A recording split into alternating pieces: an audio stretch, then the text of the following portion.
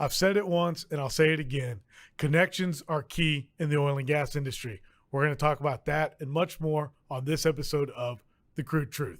In 1901, at Spindletop Hill near Beaumont, the future of Texas changed dramatically as, like a fountain of fortune, thousands of barrels of oil burst from the earth towards the sky.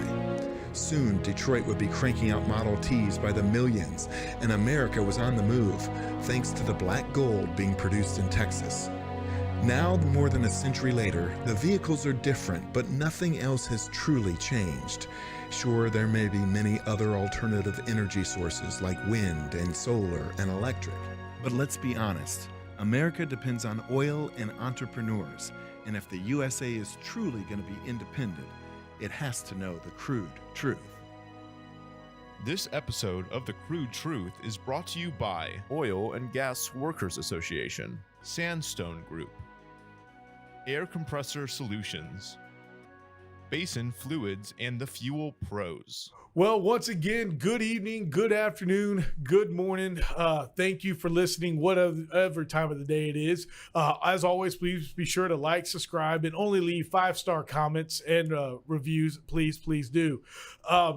Today, I'm just so lucky again, and I know I say this every time. Now I say that every time as well on these episodes, but I'm just so blessed to have a great podcast, and my guests are amazing. And I once again now have another repeat guest, and I'm honored to have Connection Crew's JP Warren. JP, how are you? I am doing good, man. I am coming off of a high right now. I think last night you were there. We celebrated our 100th Crue Club event. Yes. Last night, and it was a packed house, and it's just so I'm still kind of ecstatic. It's kind of surreal. So the only better way to follow up a night like that is a morning like this with you on The Crude Truth. Oh, you're too kind.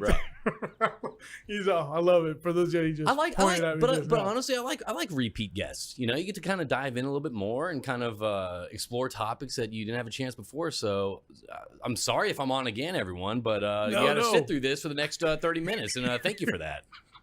No, I'm excited that you're here, and since the last time, which has been about a year, I think so. We've been able to, as you would say, chop it up. Have some good times. I've been to Denver for some of your Connection Crew events there. Midland, that's right, Midland. Yep. And then we socialize a little bit outside as well. Absolutely. And I think that's why it's exciting that this definitely a different feel this time than the first time. We know each other more. We got the relationship more. I know. The connection. Yeah, it's stronger. We talk about how your love for basketball that you have. Oh yeah, sure. I guess. But we don't know each other at all because I don't follow sports. Not at all. Not at all. No, I tried to get into it. I know. Didn't work. I'm all like, because your daughter does play a little bit, and so I just know you're always excited about those games. I have, and yes. We're going to leave it at that. Yes, we're leaving it at that. Very, very I enjoy excited. watching her play. Connection Crew, 100 events in 18 months. I know. That's got to be some kind of record. You know, I'm not sure if it's like I was going for a record or not. I think when I started this, it was kind of out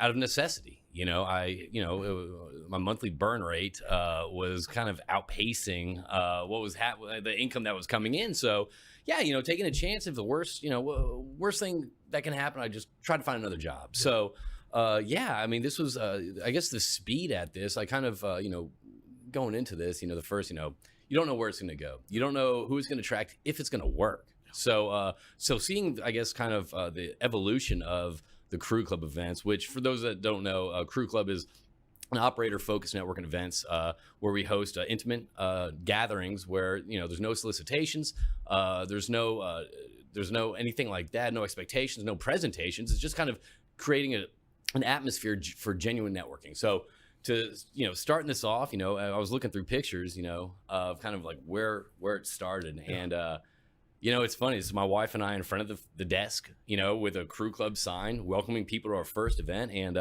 kind of flipping through pictures, I saw like we started out of cardboard box. Like we hauled like name tags and like cardboard boxes and all that stuff. And so to see kind of like, is it going to work? I don't know. Let's figure this out to where it's at today. And I think it's cool kind of seeing where it's at today, kind of seeing the the level where it's at. Well, I mean, you talk about where you're at today. You've added on. You've written a book that's doing amazing. Yeah. In fact, I kind of feel bad we don't have one here. I feel like everywhere. Well, the reason we don't have one is they're sold out. That's why. Boom. Boom. That's why. That's why. That's the CRUDE truth right there. That's the CRUDE truth. You heard it here Congratulations. first. Thank you. But it is going gangbuster. It's selling out, like you just said.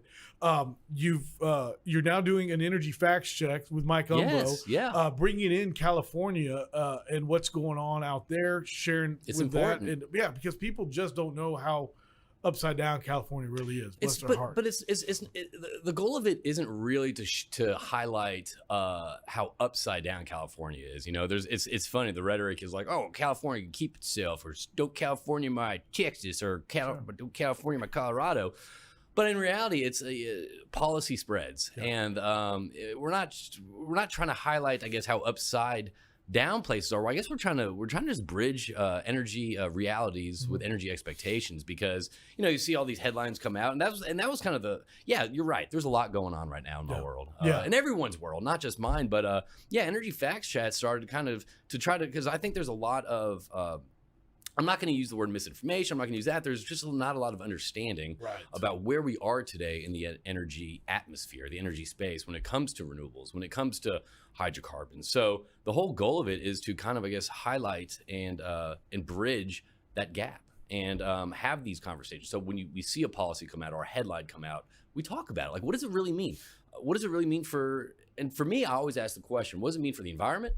And what does it mean for the everyday consumer? Because at the end of the day, politicians can put up X, Y, and Z, what they want to do. They can pass this, pass that. But if the everyday consumer or family is getting affected with higher prices, higher this, and all that stuff, why? Right. So we're just trying to kind of shed some light on that. So it's been fun. I mean, you talk about reviews and 5 stars. Well, we've gotten several 1-star reviews, and I'm like, okay, well, that means people are listening. I'll take it. There you go. I'll take it. But I remember before, when I first started like my podcast and all that stuff, like I was so nervous about negative reviews, negative that.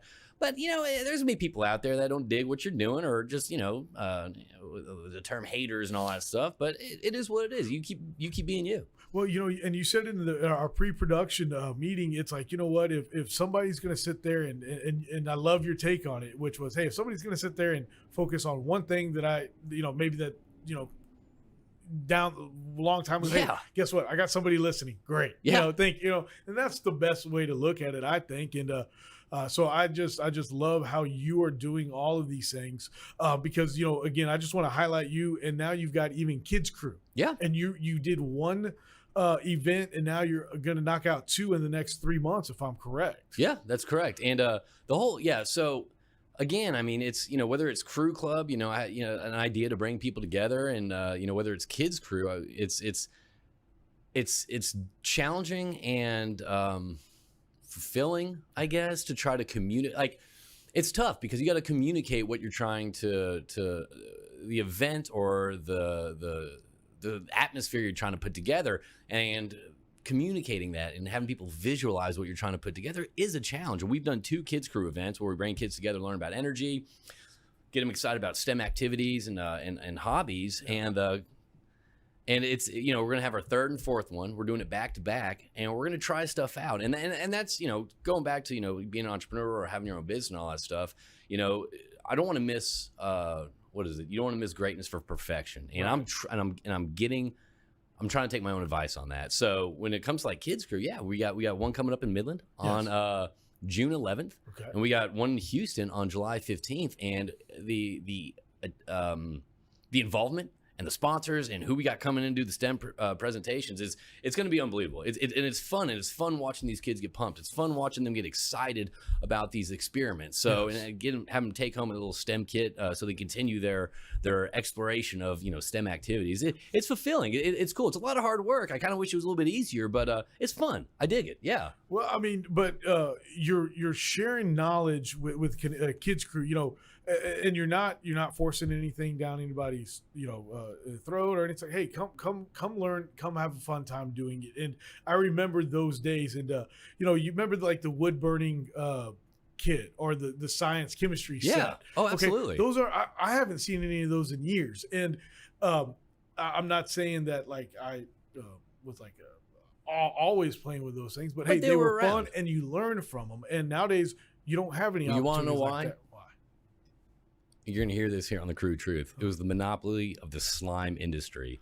Once slime entered the chat, every science kit shut down because every kid wanted to play with slime and ruin couches and ruin rugs. Because we're taking you down, slime industry. We're coming for you. All right. Windfall taxes on the slime industry. Man, you talk about slime, and I remember what Gak or Yak and Oh, yeah. all that, Yeah. you know, the stuff that Yeah. On Hulu, is it?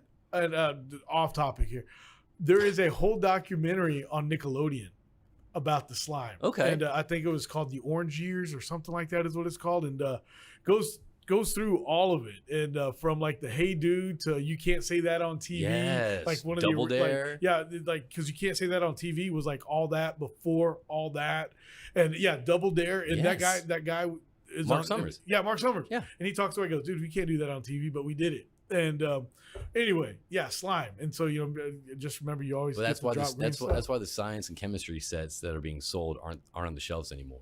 Oh, Yeah. I just thought it was airsoft, not airsoft. Was it Nerf? The No, Nerf guns. no, it's the slime industry. Oh, Yeah. oh man. Oh yeah.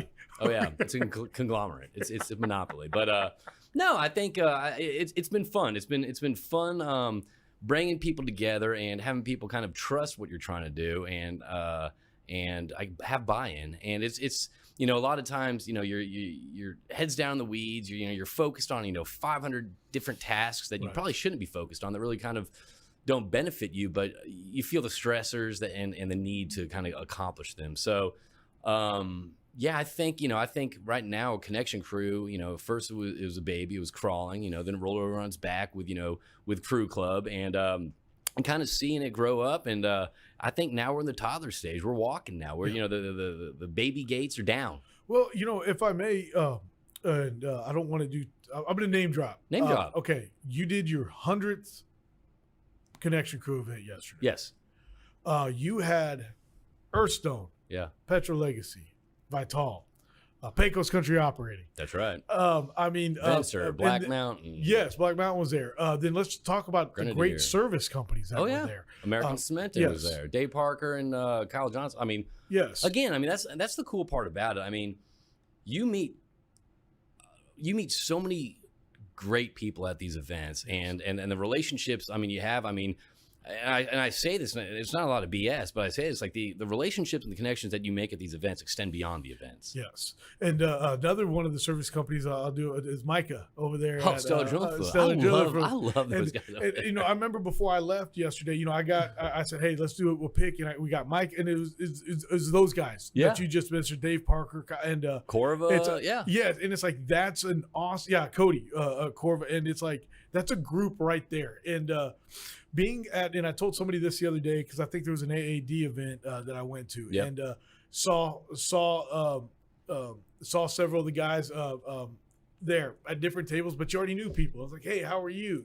And you could at least Walk into a room and know someone. Right. And so Micah might be with a whole different group at that AAD event, or good old Randy, he was with a whole other group with the completion solids control, and but it's like solutions. But it's like so it's very cool how, because of your Connection Crew events, when there's other stuff, it's like, oh man, I already know some people there. How are you doing? And Well, it's awesome. It's so. The thing is, though, it's so cool to hear that. Yeah. Starting this out again, looking back, you start this out, and I told myself there's value here. I told people that there's value here, and I believe that. And when you start doing something, you start going on this, and you want to bring people together, you want to connect people, whatever it is. Let's say it's not people, whatever, it's a company and all that stuff.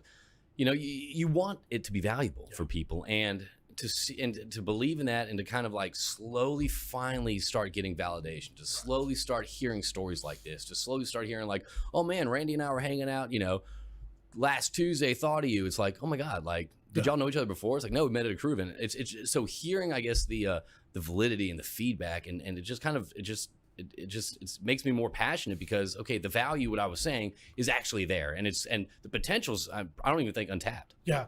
And I want to talk about, going back, and you said you did this. Hey, you're talking about, hey man, my output was more than my input. I needed a way to make some income. this is a business. Yes. Okay. What has been the most, because this is an untapped, I mean, you could probably write a book about how you're doing this. Okay. I'm in the process of No, it. you're not. Well, it started off as like blog posts. I'll put all these like blog posts out there and all that stuff. And I started kind of putting them together. My wife's like, hey, why don't you just kind of save these, Yeah. hold on to it, and kind of make a book, because what you're doing, you're kind of providing guidance and kind of, mindset counsel Yeah. on people kind of in this world of like, what do I do? Where do I go? Like, how do I accomplish this? How do I feel, success when I got it? So it's kind of like a mindset rambling. Well, but you're doing something, so that's cool, because you are like speaking at different engagements, talking about networking now. Yeah. Okay. And that is one of the things that you say. And a lot of people do say your network is your net worth, but you're saying, hey, these connections that you make are going to be there in the up times and the down times, and that's what that is that's what you say at the events all the time. It's these connections that we make, and you are doing something that I don't think other people can really do, these intimate settings. I mean, I think last night was probably one of the biggest ones. It was the largest one, 32 people. Yeah, and yet everybody was engaged at the round tables. Nobody, no assigned seating. Everybody just sat down. I had an opportunity as a small operator to listen to some of the bigger operators and listen to some of their woes. Some of them are the same woes, and some of them are different. Because again, smaller versus bigger. But it's awesome to listen to them, and then it's also listen to the service companies actually talk shop. It's like, hey, because I've said it on here numerous times. When we hit $100 oil, service companies finally went up in price. Yeah. We're back down to 70. They haven't come down in their price. I understand it as a businessman why they haven't come, because the poor guys, they stayed pat for 3 years. Yeah. Okay. Me as an operator, though, I'm worried that when we get back up to 100, they're going to go up again. But it's fun to listen to them in these dinners also talk about things going on. And, it's a, hey, man, we still got supply chain issues too. And so those settings allow people to actually sit down and talk about things in a way to where then you can make good negotiations and work together as a team. And I think, I went to that AED, it was the Contractors Forum, and I think a great point was brought up is that dialogue needs to continue between whether you're in the energy space or whatever space you're in. Dialogue with I guess your industry probably should increase, probably should continue. So I think having an atmosphere where people can kind of drop those walls of, service company, operator, have that wall. I think having an environment where people can kind of have open discussions, have conversations, learn from each other. Hey, I'm stuck in this formation. What do you kind of do in this? Oh, have you, heard about this? I haven't. So to facilitate these conversations, I think it's just going to improve, on a grand scale, the industry, but also on, drilling down on it, your business and yourself. So I think conversation's crucial. Yeah. It's key in anything. I think, and I've said that on here before, it's like being able to talk to somebody is important. I mean, and you don't want to throw the Bible down their throat, so to speak, but it's like, hey, let's just riff. Let's just riff. Let's just riff. Chop it off. Okay. You're an entrepreneur. What is one of the most exciting things that you've been able to learn during this new entrepreneurial that you've been on for about 2 years? Well, there's a lot of lessons to be learned. I guess the first one is, and I have troubles with this. Look, we can talk about the business case. Like, you have to really communicate what you're trying to accomplish. You have to tell that story in 15 different ways. Right. So, if someone reading it, they can there's different angles to see. So besides the marketing and building it and kind of growing the name of it, I would say on a personal side of things, I don't think a lot of people, and I had a conversation with Chuck Yates about this, there's a lot of like celebration or patting yourself on the back when it comes to entrepreneurship. And I think that there's a lot of stuff that we can learn that's not talked about. When I talk about mindset, that's serious. There's, when I was in several ruts starting this out. I was my worst enemy. I was doubting myself. I was negative self-talking myself. I had complete no faith in myself, but I was just faking it till I made it. So I think the lessons learned is, have a good support system. Don't be so hard on yourself. I think you need to find some humor, and I think you need to enjoy what you're doing. Because, I mean, just whether it's a podcast, whether it's a job, whatever, if you're not finding some sort of personal satisfaction in it and you're not enjoying it, it's not fun for you. I'm not saying fun 100% of the time, but if you're not finding fun in it, what is the point? So for me, it was kind of breaking away. And I think, obviously, yes, we got to pay bills. We need, cash. I'm by no way and means raking it in. However, I do think that when I'm in survival mode, it's like, I gotta make money. I need money to pay the bills. I need money to pay groceries, all that stuff. When I get in that mode, it gets into like, you separate yourself from the creative part. I separate myself from the fun part. I had undue stress.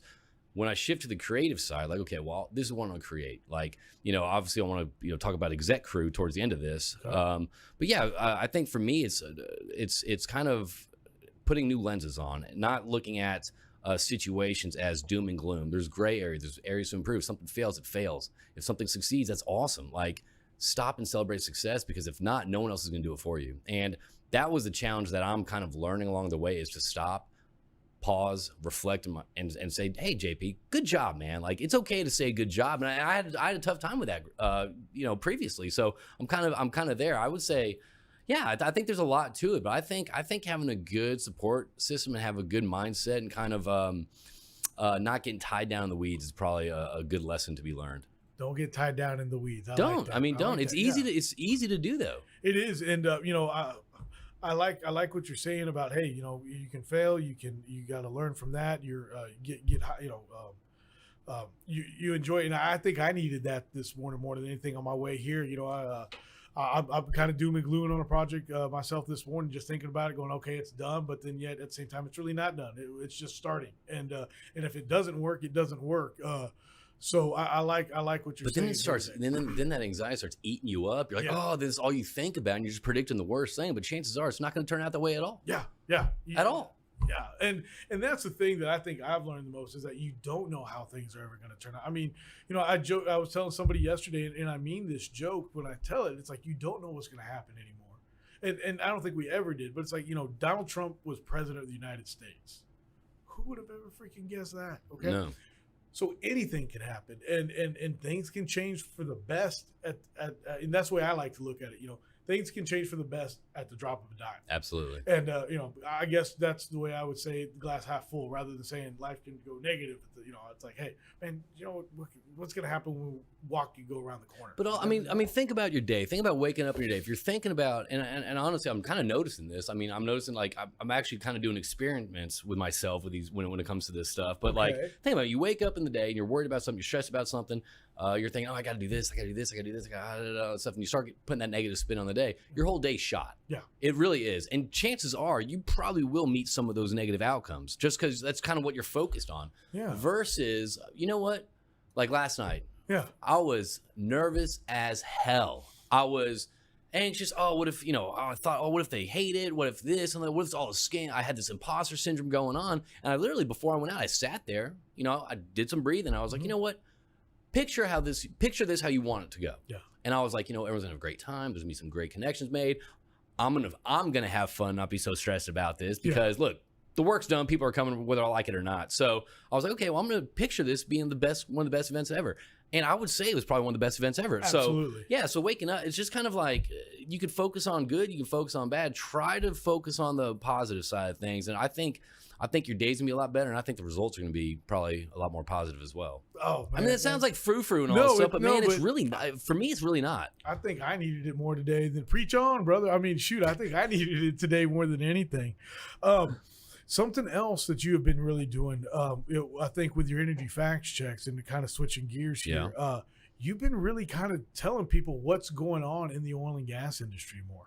You've been sharing things about, hey, here's what's going on with the oil and gas. And I think that's awesome. And I think people want to hear more of that from you. It's like, what's JP up to, hey, man, what's going on with the oil prices and things like that. And your little minutes. That Awesome. It's one of those things. I'm like, what piece of content is that? Okay. Those are fun to do. Yeah. I need to find a way to streamline and make it a little bit quicker. But I mean, having those hot takes, is fun. Well, you look at somebody like Robert Bryce. It's like, hey, here's a minute on this, and that's what you're doing. And it's full with of it. information. Yes, and so I enjoy yours, and that's what I'm comparing. It's like, hey, man, you're like, hey, here's what's going on. Prices go up, prices go down. Here's what's up, and so those are another thing. And so you're just, again, with you, with Energy Crew, with Connection Crew, you are just really somebody in the oil and gas industry that people need to know. And I'll say that again. I'm gonna look at the camera. People need to know JP Warren. You don't know how many people last night that I'd never met were like, I met him through JP. Oh man, JP and I go way back, and it's just awesome. That's pretty cool to hear. That really is, and I love that. Is kind of cool. I mean, I think it's great when people connect, and that's a great segue to what we're going to be talking about next. Exec Crew. Exec Crew. Okay. Yeah. So I think I mean. Exec Crew, dun dun dun. Exec Crew, yeah. So I feel like, starting off with Crue Club, you see the genuine connections made. You see the benefits and what happens from those connections, and it's a really cool thing to see. But that's a membership based group. So how do we connect people? How do we kind of expand this connections, and also, how do we start a group without making it just another executive group? So I started reflecting, and I've realized, look, I've had better advice and I've gotten better feedback, counsel, guidance from people that have been in my shoes, from people that maybe not have been in my shoes, but more experienced in a leadership role or running a business, or whatever that is. And I've gotten more from conversations through support groups or pinging people or all this stuff versus any lunch and learn or any podcast or book or anything like that. So how do we do this? So it's going to be an executive for executives and founders and aspiring executives. And really, if it's one of those things, I want people to come in and I want it to have life. I want it to be fun. If it's not fun, I don't want to do it. I want to learn something too. So the whole goal is everyone is a teacher. Yes. And everyone's a student. Yeah. We all got something to teach someone, and we all got something to learn. We have a lot to learn more, but I want people to come in. I mean, if I say, hey, Ray, I want you to talk, 20 minutes about mentorship about something. Okay, I can do that, JP. That's probably gonna be pretty stale. I'm not gonna lie. That's gonna be stale. I don't give a crap what it is. That's gonna be stale. However, if I say, Ray, I want you to talk about 20 minutes about what you're passionate about your role. Is that building a team? Is that raising capital? Is that growing a business? Is that utilizing the latest technology to increase your brand awareness, using AI, whatever that is? I want executives and leaders to come together and share their passions with others, to have genuine connections with others, because I think, as you rise up, I think you kind of get siloed. You get siloed in your networking opportunities. You get siloed and you kind of get stale in your ideas. And I think once that happens, then you're just kind of surviving. Yeah. I think if you want to take yourself or your company to that next level, you have to constantly learn, and you have to, honestly, I think the best way to learn is having conversations through passions with others. So yeah, I think we're going to be kicking off, Q4 2023 and really getting after it Q1 2024. And it's not going to be a club thing. It's going to be one of those things where it's you have to meet certain requirements, but application, referrals, invitations. Like I want this thing to kind of have the same impact, but more. Actually, kind of the same impact of Crue Club when you walk in a room. Oh my gosh, I know that guy. I know that girl. I know this person. I know this person. Actually, hey, you're facing these issues.